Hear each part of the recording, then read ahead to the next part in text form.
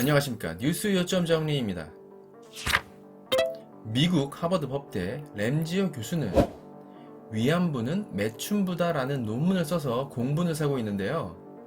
무엇이 문제이고 왜 문제인지 알아보도록 하겠습니다. 하버드 공식 홈페이지에 나와 있는데 교수직 앞에 무언가 붙어 있습니다. 미쯔비시 프로페서라고 되어 있네요. 네, 전범기업 미쯔비시입니다. 그냥 교수도 아니고 미쯔비시 교수? 이름부터 왜 그랬는지 느낌이 팍팍 오죠? 어떻게 된 상황인지 보겠습니다.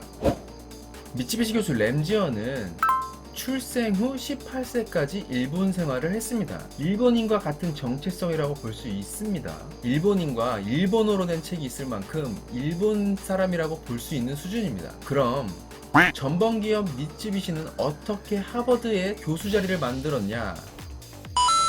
72년 100만 불을 기부하고 교수직을 얻었습니다. 이것을 석좌 교수라고 합니다. 석좌 교수란 기업이나 국가 등의 자금을 확보하면 교수직을 받는 그런 자리입니다. 명예직도 있으나 그 수가 적고요. 이렇게 미쯔비시는 기부 후 교수 자리를 만들고 여기에 램지어를 무려 23년간 교수 자리를 줍니다. 그래서 급여와 연구비 모두 미쯔비시로부터 받습니다. 그러니 미쯔비시 생각은 램지어 생각이 될 수밖에 없는 거죠. 다 돈 때문입니다.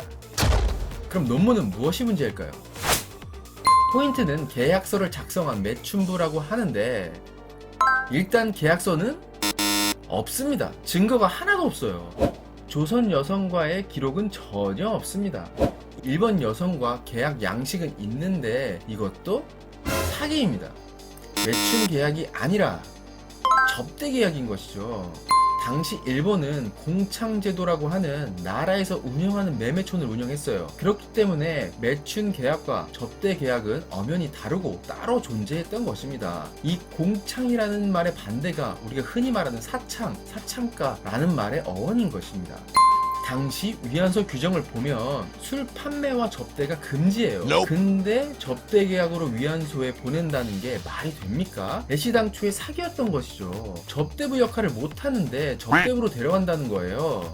당시 군의관 수기 기록을 보면 속아서 왔다고 울면서 돌아가고 싶어 한다는 기록이 있어요.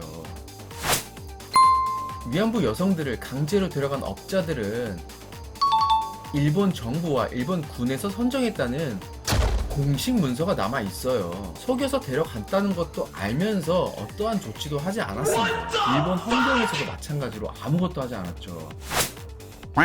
그래서 결국 미쯔비시 교수 램지어는 실제 계약서는 없었다라고 말합니다. 자기 논문이 얼마나 부실한 건지 스스로 인정하고 마는 것이죠. 경제학계에서도 비난을 하는데 게임 이론을 적용했다는 것입니다.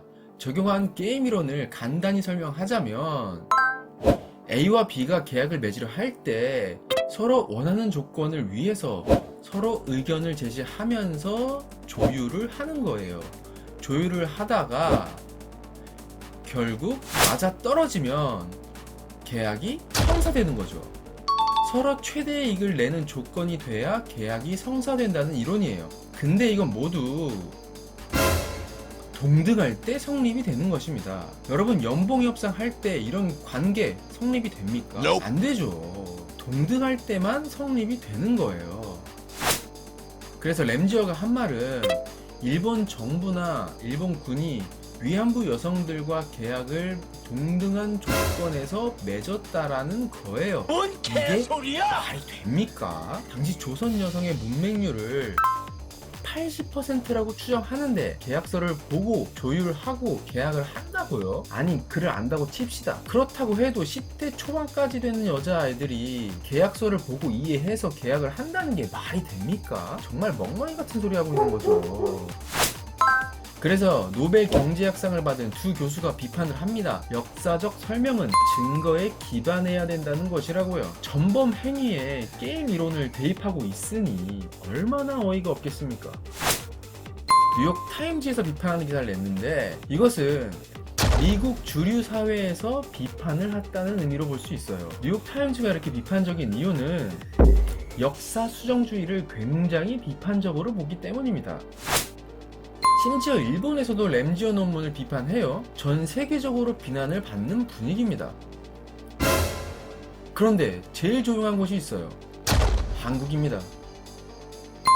심지어 지지한다는 거예요. 정말 어이가 없죠. 관련 학회와 학계 그리고 대학교는 왜 무대응입니까? 그나마 학생들이 비판을 하고 있는데 관계자들은 정작 너무나 조용해요. 왜 그런 겁니까? 어서 관련 법률을 제정해서 독일같이 말도 안 되는 역사 왜곡을 처단해야 될 것입니다. 이것에 대한 반대 세력은 일본과 같은 부류가 아닐까 의심이 듭니다. 일본이 어떻게 역사를 뒤집으려고 하는지 그 더러운 전략과 계획을 다루도록 하겠습니다. 감사합니다.